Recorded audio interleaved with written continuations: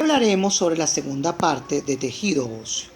Hablaremos sobre la clasificación del tejido óseo y algunos procesos fisiológicos que verán con mayor detenimiento el próximo año en la clase de fisiología médica. Veremos cómo ocurre la síntesis del tejido óseo, su osificación y veremos los tres procesos de osificación: intramembranosa, endocondral y yuxtaparacondral. Hablaremos sobre el remodelado y modelado óseo, la reparación y el crecimiento de este tejido y sus propiedades y funciones. Para hablar de la clasificación del tejido óseo, tenemos que saber que ellos se clasifican en dos grandes grupos: hueso inmaduro o tejido óseo inmaduro y tejido óseo maduro. El tejido óseo maduro puede ser compacto o esponjoso. El tejido óseo inmaduro es típico del feto durante el desarrollo embrionario. Vamos a ver que durante la formación de tejido óseo se conforman centros de osificaciones primarios a través del cual ocurre la osificación de todo el tejido óseo de ese feto que se encuentra en desarrollo. Ese primer tejido que se forma es el tejido óseo inmaduro, que posteriormente, por un proceso de remodelado óseo, se va a transformar en hueso maduro completamente. ¿Qué podemos observar en este tipo de tejido óseo? Fíjense que lo que vamos a ver son osteoblastos, como estos que vemos aquí, muy grandes, de gran tamaño, pero de forma desordenada, distribuidos por todo el tejido óseo inmaduro. En algunos casos también podemos observar la presencia de un centro blanquecino, como este que vemos aquí, que pueden ser restos de cartílago que fueron sustituidos por el tejido óseo durante el proceso de osificación. Entonces, ¿cuáles son las características que diferencian al tejido óseo inmaduro del tejido óseo maduro? En primer lugar, hay abundantes y grandes osteocitos distribuidos desordenadamente. Hay una mayor cantidad de fibras colágenas también distribuidas desordenadamente, y al haber mayor cantidad de fibras colágenas hay menos componente mineral, es decir, que es un tejido menos mineralizado. Al final, todo ese tejido óseo inmaduro va a ser sustituido por tejido óseo maduro. El tejido óseo maduro ahora puede ser dividido en compacto y esponjoso. El tejido óseo compacto es el que forma las corticales o las superficies externas e internas de todo tejido óseo, ya sea huesos largos, huesos de la mandíbula y huesos del maxilar, que son los que nos competen como odontólogos. Y vamos a ver que ese hueso maduro compacto está formada por estas estructuras cilíndricas que llamamos sistemas de Haber o osteonas del hueso compacto, que son estas estructuras de forma cilíndrica que se unen unas a otras para formar una masa de hueso compacto. Fíjense cómo está formado ese sistema de Haber. Tiene en el centro un conducto de Haber que tiene grandes vasos sanguíneos, fibras nerviosas, vasos linfáticos que le dan la inervación y la irrigación a el hueso, específicamente a cada sistema de Haber. Tiene además unas laminillas óseas, que es esta que vemos aquí, que no es más que la matriz extracelular mineralizada del tejido óseo. Además vemos cómo esas laminillas que son concéntricas al sistema de Haber o al conducto de Haber, también vemos que se distribuyen los osteocitos de forma concéntrica alrededor del sistema de Haber. Luego tenemos otra laminilla, otro grupo de osteocitos y así sucesivamente hasta completar toda esa estructura cilíndrica llamada sistemas de Haber. Al final podemos ver esta línea roja que marca el final o el límite entre un sistema de Haber y otra, que llamamos línea cementante. Y también podemos observar cómo las fibras colágenas se distribuyen de forma ordenadas, paralelas unas a otras, en cada una de las laminillas que forman parte del sistema de Haber.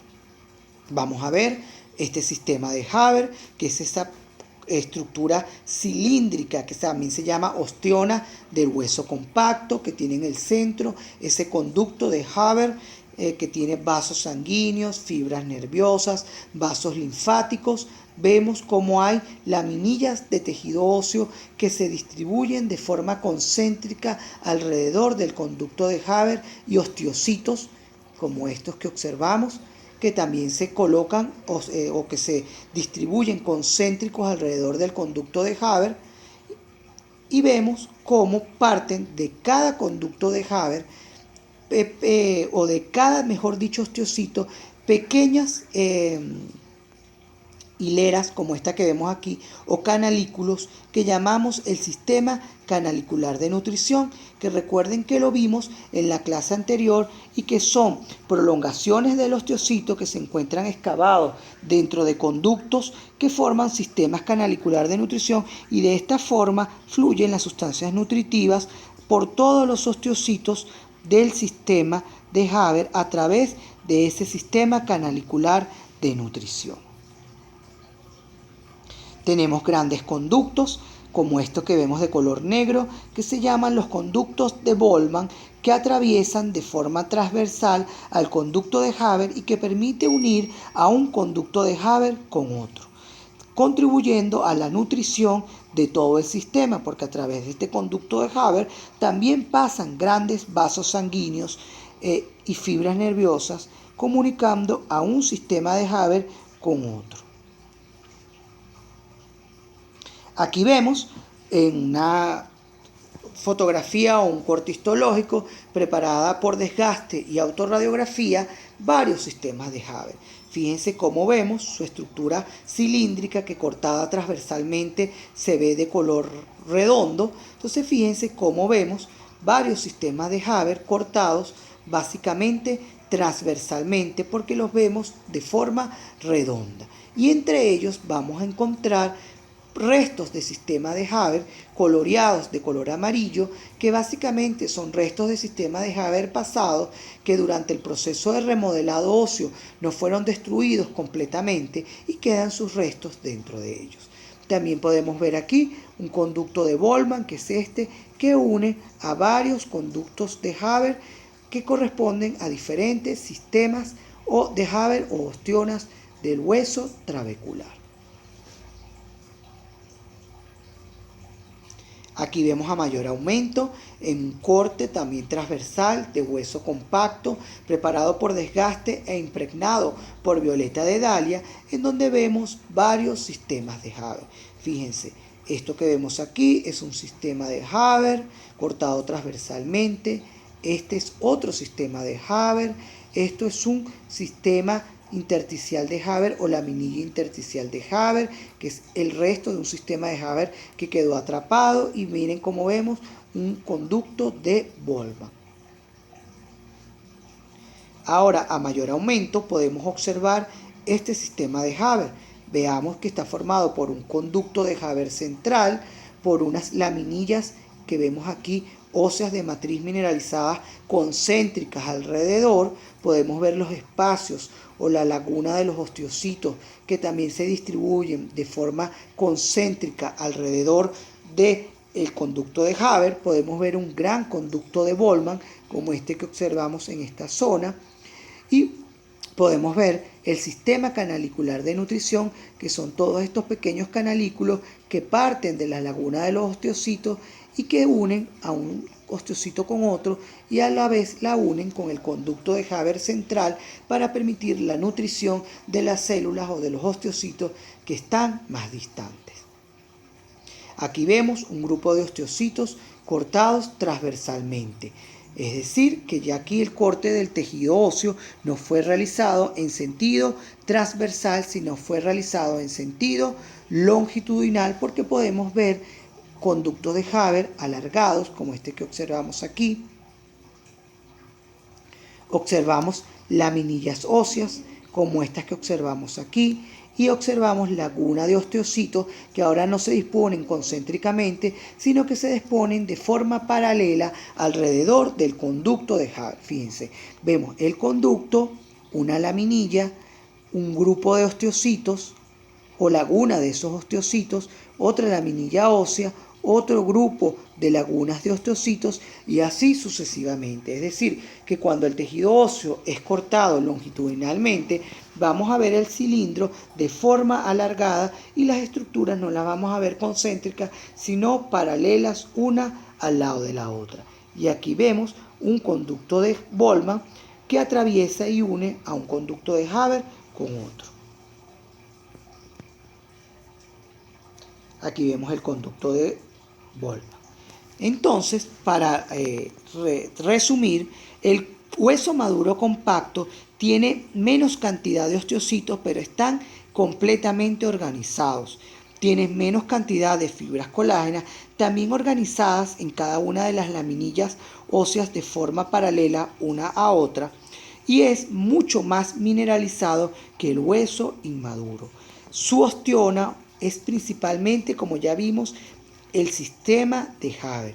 Es su unidad fundamental. Está formado por gran cantidad de sistemas de Haber y algo también muy importante es que no hay espacios medulares dentro del hueso maduro compacto. Y podemos encontrarlo en la superficie externa e interna de los huesos. Ahora hablaremos del hueso maduro esponjoso que se encuentra en el centro de los huesos largos del maxilar y de la mandíbula, que es este que observamos aquí. Y a simple vista podemos ver que es un hueso que es hueco, que pareciera ser un queso suizo o un llanero con grandes espacios que se llaman espacios medulares, que contienen gran cantidad de médula ósea, algo que no vemos en el hueso compacto. Ahora fíjense bien cómo está formado. Está formado por una unidad que se llama trabécula o la trabécula del hueso esponjoso. Es decir, que en el hueso esponjoso no vamos a ver sistemas de Haber o muy pocos sistemas de Haber, sino lo que vamos a observar son trabéculas de tejido óseo. Esta es una trabécula, esta es otra trabécula de tejido óseo que generalmente rodean a grandes espacios como este que vemos aquí, que son espacios medulares que contienen médulas óseas.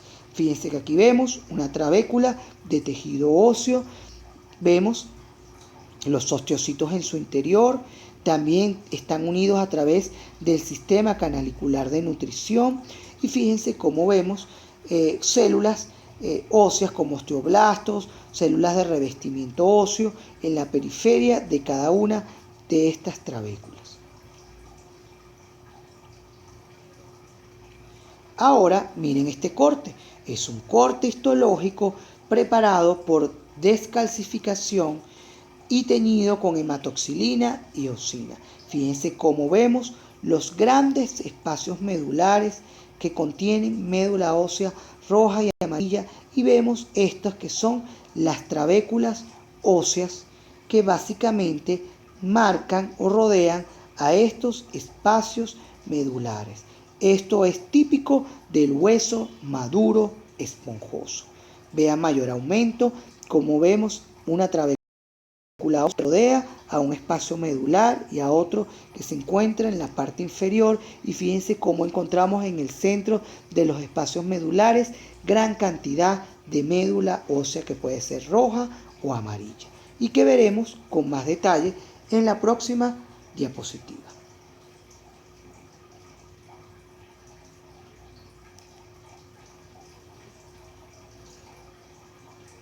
Veamos la próxima diapositiva.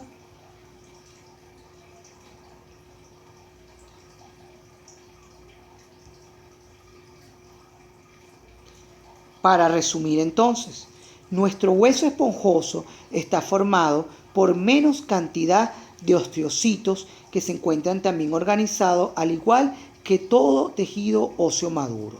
Tiene también menos cantidad de fibras colágenas que también se distribuyen ordenadamente paralelas al borde externo de cada trabécula ósea. También es más mineralizado. La diferencia con el hueso compacto es que él carece de sistemas de Haber y la osteona que lo conforma es la osteona trabecular o las trabéculas de tejido óseo. Tiene abundantes espacios medulares algo que no lo encontramos en el hueso compacto y además lo podemos ver en la porción interna de los huesos largos y de la mandíbula y el maxilar. Veamos aquí que donde encontramos el recuadro amarillo superior e inferior, vemos hueso compacto formado por sistemas de Haber o por láminas también de hueso maduro laminado compacto paralelos a la superficie externa sin la presencia de espacios medulares. Y fíjense en el centro cómo vemos hueso esponjoso formado por grandes espacios medulares. Esto es un corte de mandíbula. Fíjense en la parte superior podemos ver el hueso maduro laminado compacto y en la parte inferior podemos observar el hueso esponjoso con los grandes espacios medulares y la médula ósea en su interior. Entonces podemos establecer diferencias entre los tres tipos de hueso estudiados. En el hueso inmaduro ya vimos que tiene gran cantidad de osteocitos abundantes, desordenados, es menos mineralizado y tiene mayor cantidad de fibras colágenas desordenadas. El hueso maduro, ambos tipos tienen escasos osteocitos de menor tamaño y ordenados, tienen un mayor grado de mineralización y menor cantidad de fibras colágenas ordenadas. Ahora bien, el hueso compacto, su osteona principal, es el sistema de Haber, mientras que en el hueso esponjoso es la osteona trabecular. En el hueso compacto son escasos o ausentes los espacios medulares, mientras que son abundantes en el hueso esponjoso. Y el hueso compacto generalmente está ubicado en las superficies externas e internas de los huesos largos, de la mandíbula y del maxilar, y en el centro podemos encontrar el hueso esponjoso. Ahora empezaremos a ver diferentes procesos en la formación del tejido óseo que van desde el nacimiento hasta el envejecimiento del tejido óseo. Lo primero que vamos a hablar es de la síntesis del tejido óseo. ¿Cómo se forma el tejido óseo? Este tejido se forma a través de dos etapas. La primera es la formación de la matriz orgánica. Esa matriz orgánica formada, como ya vimos en la clase anterior, por proteínas que son principalmente proteoglucanos, glucosaminoglucanos sulfatados y no sulfatados y proteínas adhesivas propias del tejido óseo, forman una matriz orgánica que se llama tejido osteoide, que todavía no está mineralizado o calcificado. Y luego tenemos una segunda fase donde ocurre la mineralización o calcificación del tejido óseo. Vamos a ver que casi todos los tejidos duros del cuerpo se forman a través de estas dos etapas. Cuando estudiemos en la unidad de histología bucodentaria acerca de la formación del esmalte dental y de la formación de la dentina, vamos a ver que esos tejidos mineralizados del diente, al igual que el cemento dentario, se forman por estas dos fases. La formación de una matriz orgánica, que en el caso del tejido óseo se llama tejido osteoide, y su mineralización. Entonces fíjense cómo ocurre la síntesis del tejido óseo. Debemos recordar que existen unas células que llamábamos células osteoprogenitoras y también células de recubrimiento óseo que eran planas y estaban en la superficie externa. De esas células, tanto osteoprogenitoras como las células de recubrimiento interno que se activan, se forman osteoblastos, que son las células que son o que van a producir la síntesis de tejido óseo. Esas células forman una capa de tejido osteoide que luego se mineraliza y forma el tejido óseo como lo conocemos. Descansa y luego forma otra capa de tejido osteoide que luego se mineraliza y así sucesivamente hasta que se forma todo el tejido óseo. Y quedan marcadas líneas entre la posición de una capa de tejido óseo y otra que llamamos líneas incrementales, que las vamos a encontrar también en el esmalte, en la dentina, en el cemento dentario, y que son líneas que marcan la posición por capas del tejido óseo en este caso. Fíjense que aquí vemos gran cantidad de estas pequeñas líneas que llamamos líneas de incremento o líneas incrementales, también las llaman líneas de reversa, y que marcan la posición de cada una de las capas del tejido óseo a través de sus fases de síntesis, que es formación de tejido óseo y mineralización del mismo. Ahora bien, luego que se forma ese tejido osteoide, él debe ser mineralizado. ¿Y cómo es mineralizado? A través de un proceso complejo donde también participan los osteoblastos. Ellos, como ya vimos, a través del proceso de exocitosis y de liberación de vesículas matriciales, liberan la matriz orgánica que forma al tejido osteoide. Pero también en sus vesículas contienen iones como iones de fosfato, principalmente de calcio, y de fosfato de zinc, de hierro y de otros minerales que libera dentro de la matriz osteoide. Y también libera una enzima que se llama fosfatasa alcalina, que es necesaria para que el fosfato de calcio amorfo se transforme en cristales de hidroxiapatita, es decir, para que ese fosfato de calcio amorfo cristalice y forme estos cristales hexagonales que se llaman de hidroxiapatita y que van a formar la mayoría de la matriz inorgánica o mineralizada del tejido óseo, y que se disponen paralelos unos a otros, uniéndose una cola, que podría ser esta, y una cabeza, que es esta, y se unen a otro cristal de hidroxiapatita. Y de esa forma, básicamente, se forman o se compone o se reproduce la mineralización del tejido óseo. Ahora vamos a hablar de otro proceso importante, que es el remodelado óseo. Debemos recordar que este remodelado óseo ocurre principalmente por tres razones principales. Primero, adaptar el tejido óseo o los huesos al crecimiento y a cambios externos producto de fuerzas mecánicas externas que inciden sobre el tejido óseo. En segundo lugar, sustituir el tejido óseo inmaduro que se produce durante todo proceso de remodelado óseo y también durante la osificación en nuestra vida fetal por tejido óseo maduro. Y la tercera causa por la cual se produce el remodelado óseo es para sustituir tejido óseo dañado o no funcional o senescente por tejido óseo vital joven. ¿Qué sucede? Este proceso de remodelado óseo tiene varias etapas. En primer lugar, ocurre una etapa de reposo, donde encontramos a las células de recubrimiento óseo. Esas células de recubrimiento óseo, digamos que a través de señales que envían los osteocitos que están en su interior, se transforman, digamos que se mueven, se separan una de otra, se elimina el tejido osteoide que siempre hay entre esas células y el tejido óseo, y se activan los osteoclastos que van a producir la reabsorción del tejido óseo.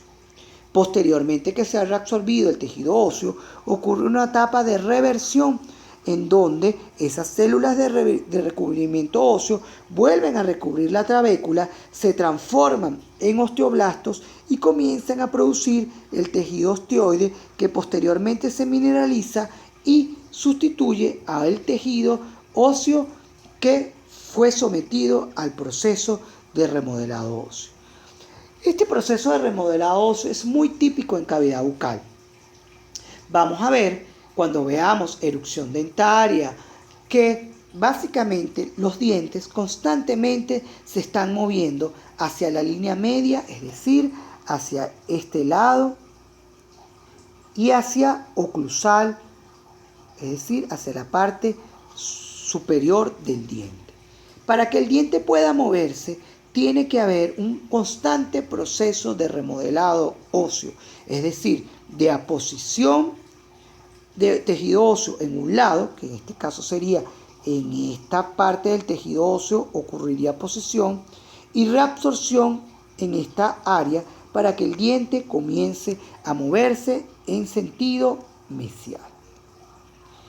Igualmente debe haber básicamente un proceso de reabsorción y aposición de nuevo tejido óseo en la porción inferior del diente para permitir que él se mueva en sentido oclusal y siempre mantenga su contacto con el tejido óseo que le da soporte.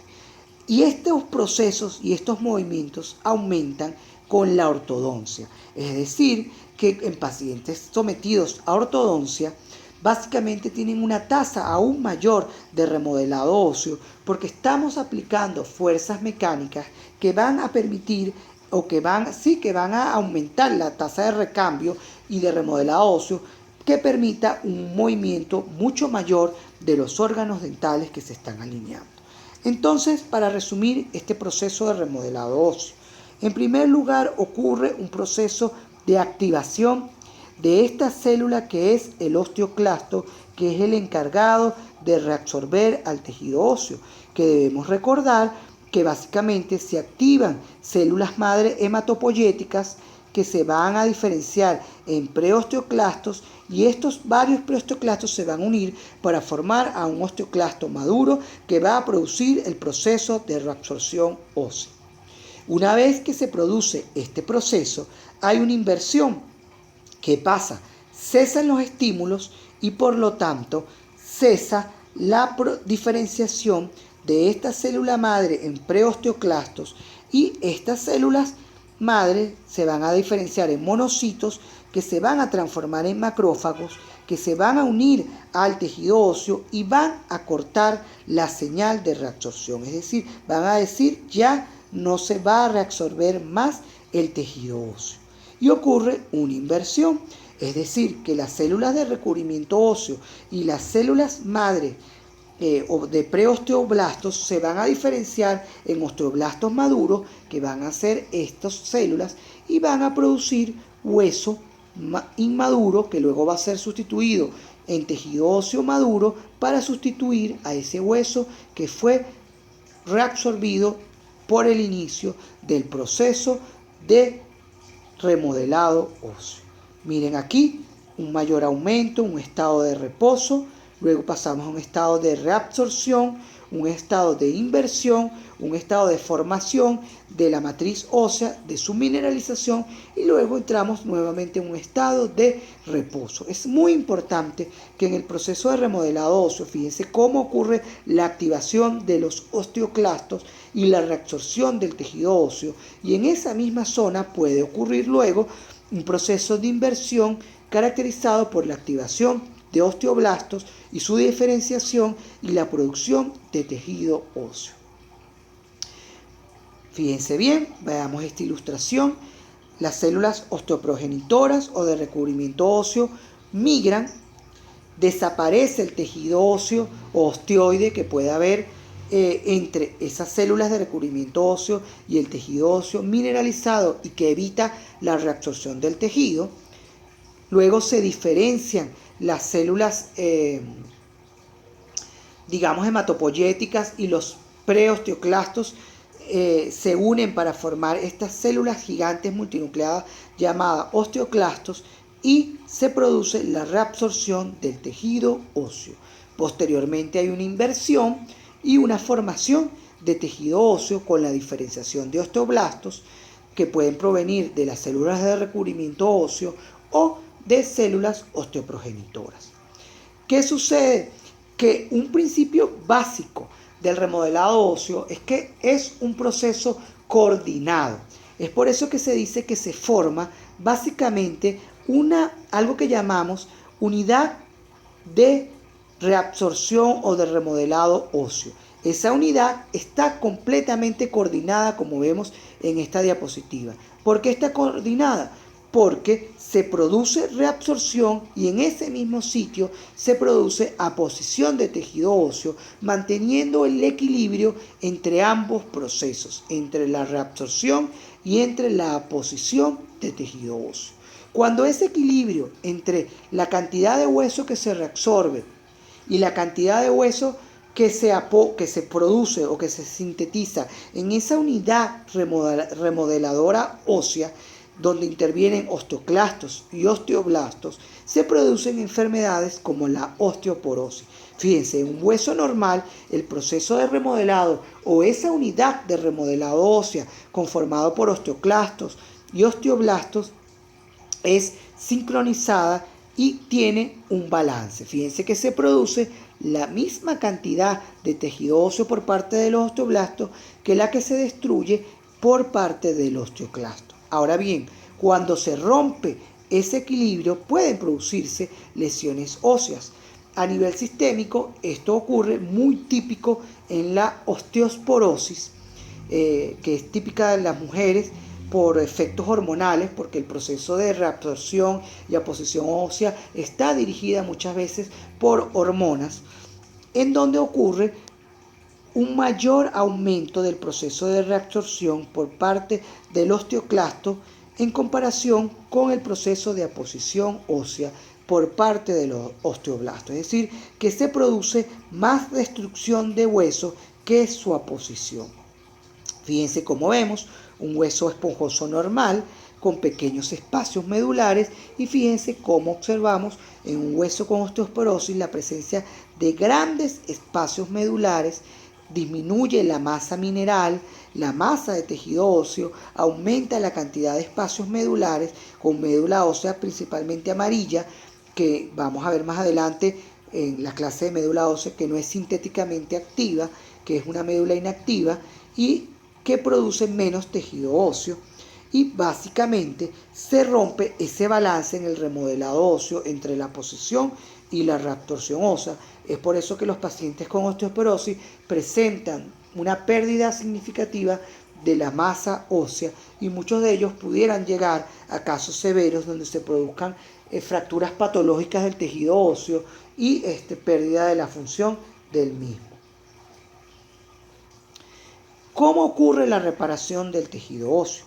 Que es un proceso completamente diferente a la síntesis y mineralización del tejido.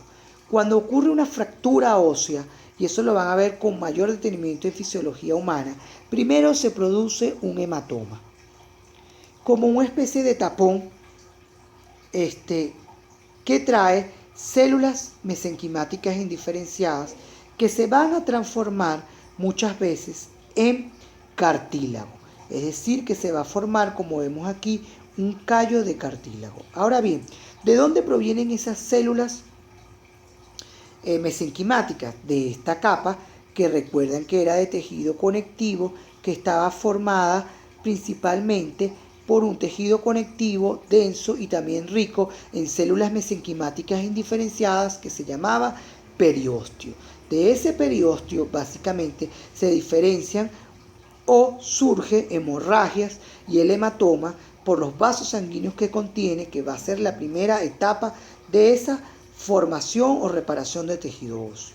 De esos mismos vasos sanguíneos hay células mesenquimáticas indiferenciadas que se van a transformar en cartílago y van a formar un callo de cartílago. Y posteriormente, a través de un proceso de osificación endocondral que vamos a ver más adelante, ese cartílago es transformado o sustituido por tejido óseo inmaduro y ese tejido óseo inmaduro, a través de un proceso de remodelado óseo, se va a transformar en tejido óseo maduro, básicamente con la forma normal o adecuada del tejido óseo, con hueso compacto en las superficies externas e interna del hueso y con hueso esponjoso en el centro. También debemos ver y recordar que existe otro proceso distinto al remodelado óseo que se llama modelado óseo y que es muy típico de los huesos del cráneo. ¿Qué quiere decir esto? Que ciertamente en el proceso de modelado óseo hay reabsorción y aposición, pero no igual en las mismas paredes del diente. Un ejemplo es esta zona que es la cavidad craneana, que adentro tiene el cerebro que aumenta de volumen a medida que comenzamos el proceso de desarrollo. A medida que aumenta el volumen del encéfalo que está dentro, es necesario que esa cavidad craneana que aloja el encéfalo también aumente de volumen y cambie en cierto modo de forma. Entonces, ¿qué va a pasar? En ese hueso plano va a haber mucha reabsorción en su parte interna y aposición en la parte externa del tejido óseo. Es decir, que en esta zona va a haber principalmente reabsorción para aumentar el espacio que va a alojar al encéfalo, y en la parte externa va a haber aposición del tejido óseo para mantener el grueso y la densidad mineral que nos va a ayudar a proteger al encéfalo de cualquier estímulo externo que pueda ocurrir dentro de él. Entonces también en el proceso de modelado óseo ocurre aposición y reabsorción, lo único que hay unas paredes del tejido óseo en donde ocurre más un proceso que otro. Ahora hablaremos del proceso de osificación, que es muy típico en nuestras edades tempranas. En nuestra, cuando nacemos, durante nuestra vida fetal también puede ocurrir procesos de osificación en nuestra niñez hasta nuestro proceso de crecimiento. Y cuando hablamos de osificación, estamos hablando de un proceso global que incluye la formación de tejido óseo, de nuevo, a partir de otros tejidos. Entonces, esto incluye síntesis, mineralización y remodelado de tejido óseo. Es decir, que el término osificación incluye a todos esos procesos que hemos visto anteriormente en esa clase. Generalmente durante nuestra vida fetal surgen centros de osificación primario o núcleos de osificación primarios que se unen para formar centros de osificación primario. Posteriormente surgen otros centros de osificación que se llaman secundarios y comienzan a crecer hasta que se fusionan y forman trabéculas de tejido óseo inmaduro que luego van a ser sustituidas a través del proceso de remodelado óseo por trabéculas de tejido óseo maduro. Tenemos dos tipos básicos de osificación: la osificación intramembranosa y la osificación endocondral. ¿Por qué la osificación, esta primera osificación se llama intramembranosa? Porque ocurre dentro de membranas de tejido conectivo. Durante este periodo de formación, básicamente de fetos, y durante nuestra formación de la niñez, estamos formados por una matriz de tejido conectivo embrionario o inmaduro, rico en células mesenquimáticas indiferenciadas.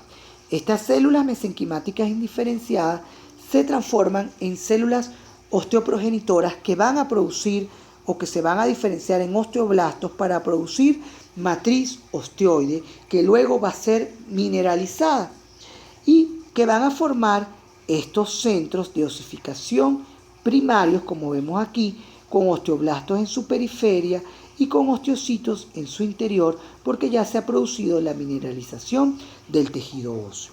Estos centros de osificación crecen para formar huesos compactos a ambos lados del tejido óseo, que sería en esta zona que vemos aquí.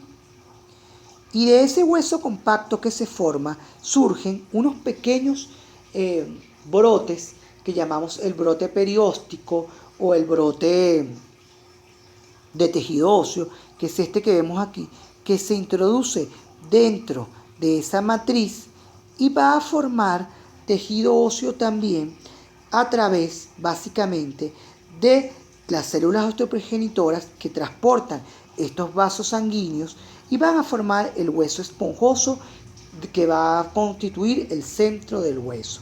De esa forma se forman las compactas, que es el hueso compacto que está en la superficie externa, el hueso esponjoso que está en el centro del tejido, y el tejido conectivo que está alrededor se va a transformar en el periósteo o tejido conectivo que forma al tejido óseo.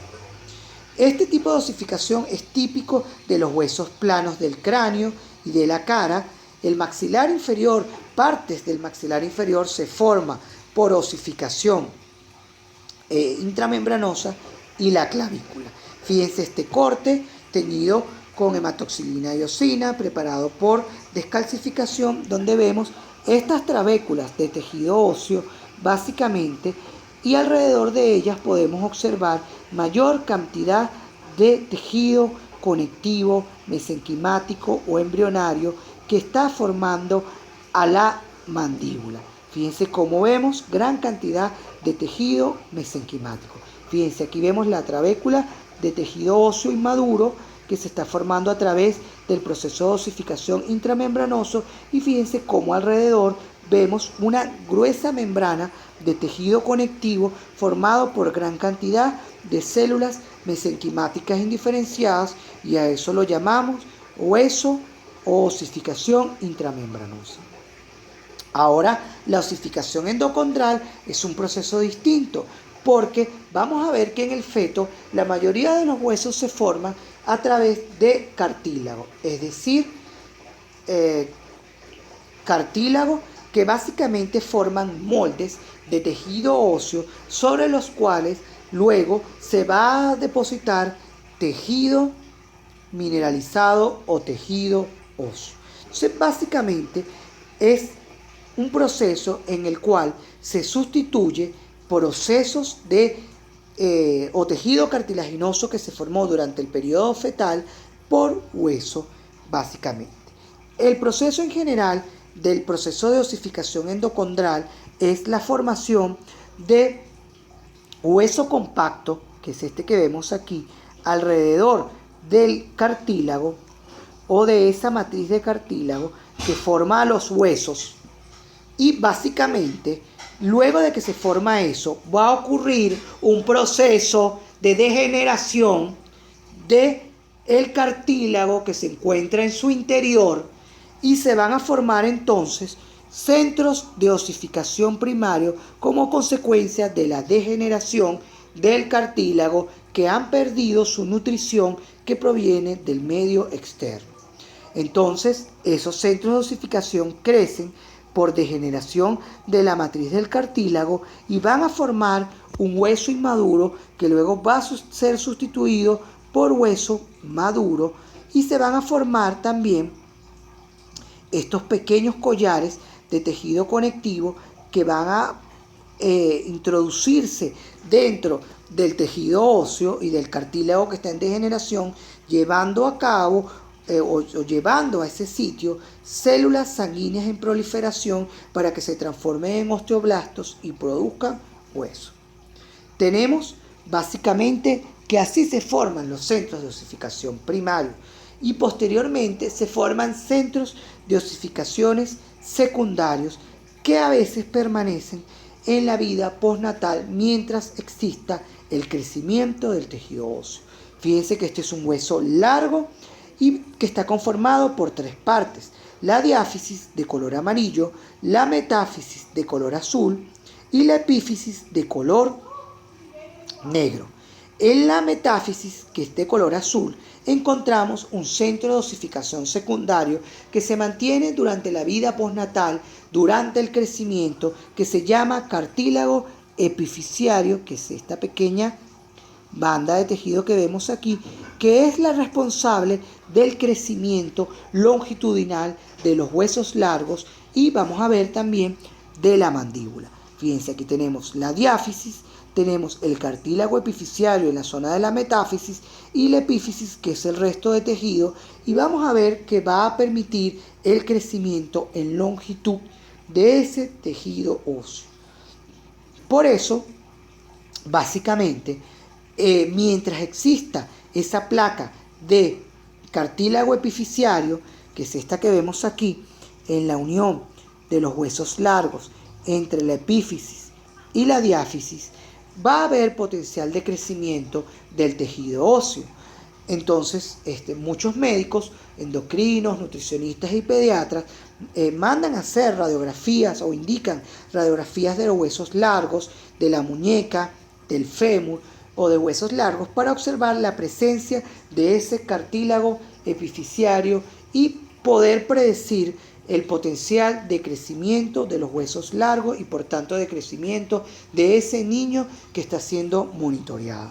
También en medicina forense, a través de estas placas epifisiarias, puede establecerse la edad del paciente. Vamos a ver básicamente que este cartílago va a ser sustituido por hueso a través de un proceso. Vamos a tener en primer lugar la presencia de una zona de cartílago en reposo en donde hay condrocitos distribuidas desordenadamente. Posteriormente vamos a ver una zona como esta que observamos de cartílago en crecimiento en donde hay una actividad proliferativa de gran cantidad de condrocitos que se organizan en pilas de moneda o en columnas como esta que observamos aquí. Posteriormente vamos a ver una zona de hipertrofia de los condrocitos, que es esta zona que observamos aquí, donde los condrocitos aumentan de tamaño y comienza un proceso de degeneración de esa matriz del cartílago. La matriz del cartílago se calcifica o se mineraliza y recordemos que el cartílago no está adaptado a la mineralización y a la calcificación y por lo tanto los condrocitos que están en su interior degeneran y mueren y luego es sustituido por tejido óseo. Entonces fíjense cómo este cartílago crece todo esto para luego ser sustituido por tejido óseo y de esa forma hay un crecimiento longitudinal de los tejidos o de los huesos largos del cuerpo y por supuesto también de la mandíbula. Aquí vemos esta primera zona que es la zona de cartílago en reposo donde vemos a los condrocitos desorganizados, vemos una zona de cartílago en crecimiento donde vemos a los condrocitos proliferando y que se organizan en pilas de moneda.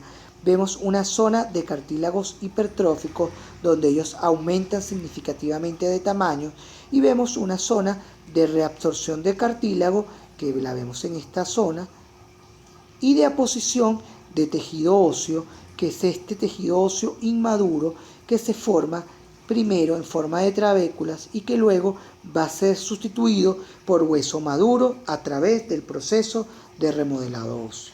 Entonces veamos a mayor aumento la zona de cartílago en reposo, que es esta que vemos aquí, donde los condrocitos están ordenados desordenadamente, la zona de cartílago en proliferación, donde vemos cómo esos condrocitos comienzan a formarse, a proliferar y a ordenarse en pilas de moneda o en estructuras columnares.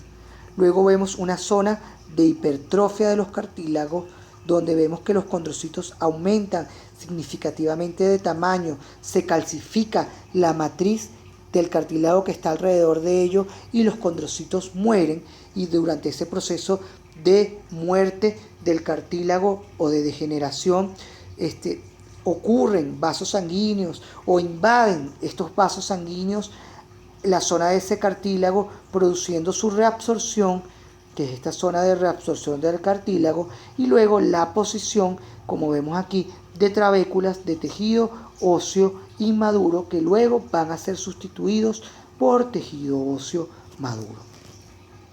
Ese sistema, y vamos a ver el tercer mecanismo de osificación, que es la yuxta paracondral. Básicamente es un sistema mixto en donde ocurren osificación endocondral y osificación intramembranosa, que es muy típico de la mandíbula. Fíjense que en la mandíbula, básicamente el cuerpo de la mandíbula, el proceso de osificación es un proceso intramembranoso y el ángulo y la rama ascendente de la mandíbula se osifica por un proceso de osificación endocondral. Por lo tanto, es un proceso mixto de osificación. Por eso se llama yuxta paracondral, porque parte de la mandíbula se osifica a través del proceso de osificación intramembranosa y otra parte a través del proceso de osificación endocondral. Y por eso se llama yuxta paracondral. El crecimiento del hueso, ya vimos que el crecimiento longitudinal del hueso se produce a través del crecimiento del cartílago epifisiario que existe entre la epífisis y la diáfisis de los huesos largos, mientras que el crecimiento de grosor ocurre por el periósteo. Este periósteo, que es el tejido conectivo que rodea cada tejido óseo, se prolifera. Las células de ese periósteo, de su capa interna, se transforman en células osteoprogenitoras que se van a transformar en osteoblastos y que van a producir, como vemos aquí, capas de tejido óseo, y de esa forma, a través del periósteo, el tejido óseo aumenta de tamaño en sentido de su grosor o de su ancho. Fíjense el crecimiento longitudinal, tenemos el disco epifisiario, aumenta ese disco epifisiario a través de su crecimiento por la zona de crecimiento del cartílago o proliferación. Luego ese cartílago epifisiario que ha crecido o ha proliferado es sustituido por tejido óseo inmaduro y luego por tejido óseo maduro. Cuando este cartílago epifisiario desaparece y la epífisis se une a la diáfisis a través de la metáfisis, como vemos aquí, ya ese paciente ha perdido su potencial de crecimiento. Aquí vemos la placa de crecimiento cartilaginosa, como ya vimos, con su zona de reserva o transición, su zona de proliferación, su zona de hipertrofia, su zona de reabsorción del cartílago y la zona de aposición de tejido óseo. ¿Cómo crece el cartílago? Bueno, o cómo crece, mejor dicho, la mandíbula. Crece a través de un proceso también mixto. En ancho, el ancho de ese hueso crece a través del proceso de osificación intramembranosa que viene del periósteo. Es decir, que a través del periósteo la mandíbula crece básicamente en ancho, un crecimiento transversal. Pero el crecimiento longitudinal de la rama ascendente de la mandíbula, que es esta zona, y también del cuerpo de la mandíbula, ocurre a través de un proceso de crecimiento endocondral, porque quedan atrapados restos de cartílago en la sínfisis mentoniana, es decir, en la línea media, que es el cartílago mentoniano o sinfisial, que crece y hace que la mandíbula o el cuerpo de la mandíbula crezca. Igualmente tenemos el cartílago articular y el cartílago condilar y coronoide que crecen para que haya un aumento de longitud de la rama ascendente de la mandíbula. Es decir, que el crecimiento de la mandíbula ocurre principalmente por los dos procesos, mientras que el maxilar superior básicamente aumenta en longitud y ancho por un proceso de osificación intramembranosa principalmente. Aquí vemos otro ejemplo, cómo a través del periósteo se diferencian células osteoprogenitoras que van a producir estas nuevas capas de tejido óseo, y de esa forma va a aumentar en grosor el tejido óseo a través de este proceso de osificación intramembranosa que parte del periósteo, típico del maxilar, de los huesos planos del cráneo, principalmente, como ya hablamos. El tejido óseo, para terminar esta clase, tiene importantes propiedades, como su dureza, es muy ligero y es elástico, lo que permite que forme parte o la parte fundamental del sistema esquelético o músculo esquelético, que nos permite no solamente mantener nuestra postura, nuestra forma, sino también soportar las fuerzas de gravedad y de estrés mecánico que pudieran incidir sobre ellas. Entonces, como vimos, es parte fundamental del sistema locomotor, pero también protege a través de la cavidad torácica y de la cavidad craneana órganos tan importantes como el cerebro o el encéfalo, de traumas y de golpes, el corazón y los pulmones a través de la cavidad torácica. Es decir, que no solamente tiene una función en la locomoción, en el mantenimiento de nuestra postura y nuestro movimiento, sino también de protección, y por supuesto tiene una importante función en el metabolismo del calcio. Es el principal reservorio de calcio, y cuando el cuerpo necesita de este calcio, o la sangre o los niveles sanguíneos de calcio bajan, que básicamente son niveles muy estrechos y que pueden ser incompatibles con la vida, pues se activa el proceso de reabsorción para liberar calcio al medio sanguíneo, y cuando a la inversa hay niveles aumentados de calcio en sangre, pues se estimula el proceso de formación de tejido óseo para que todo ese tejido o ese ion de calcio en exceso que encontramos en la sangre pues migre y forme ese nuevo tejido óseo. Les voy a dar algunas actividades que pueden realizar a través de nuestro foro de dudas, que hay un foro específicamente de cartílago y tejido óseo donde pueden participar realizando este tipo de actividades y contribuyendo al conocimiento, expresando sus dudas. En primer lugar, quiero que me digan qué técnica histológica se empleó en este preparado, en qué sentido fue realizado el corte, qué tipo de tejido óseo observamos, y que señalen los sistemas de Haber, las laminillas intersticiales de Haber. También aquí en este corte me van a señalar la técnica empleada, el sentido en que fue realizado el corte, qué tipo de tejido óseo observamos, y me van a señalar un conducto de Haber, uno de Bollmann, las lagunas u osteocitos y el sistema canalicular de nutrición. En esta lámina me van a decir qué técnica fue utilizada y coloración y qué tipo de tejido óseo observamos. En esta me van a señalar osteoblastos, osteocitos y células osteoprogenitoras.